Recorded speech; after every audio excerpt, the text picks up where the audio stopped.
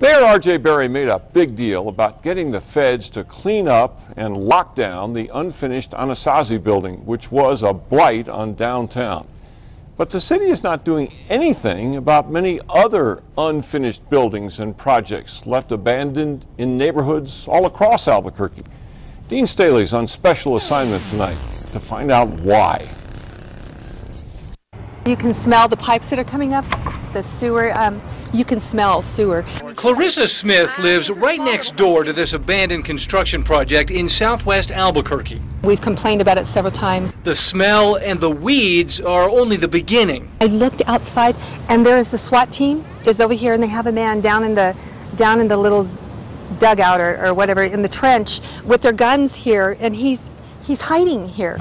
She's been living next to this for 3 years. That was very scary, and I mean, I get afraid for my kids to be around. Smith is not alone.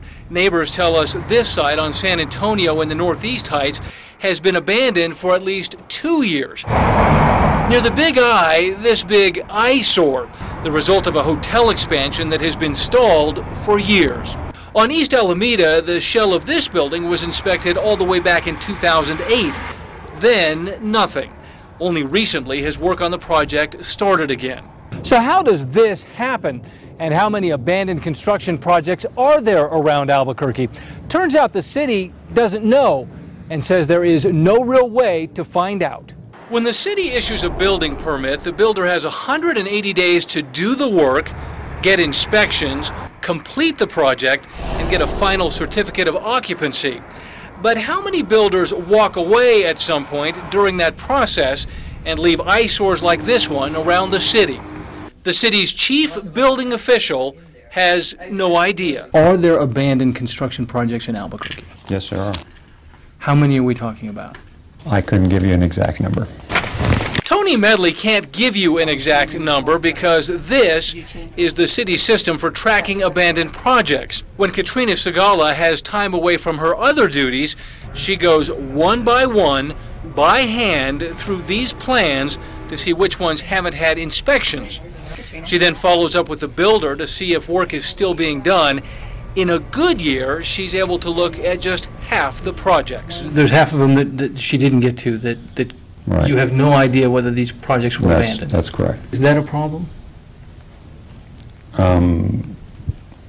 To my feeling, no, that it's not. You're okay with this? You're okay with the fact that you have people getting permits to build in the city and not finishing the projects? Yes, because I don't believe no way to it track is them. a huge problem. But remember, the city has no idea how many of these abandoned eyesores dot the community. What you want is an exact number, a number that I can give you.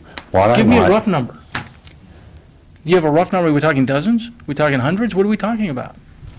I can't tell you. The city can't even tell us how many of these projects there are across the city.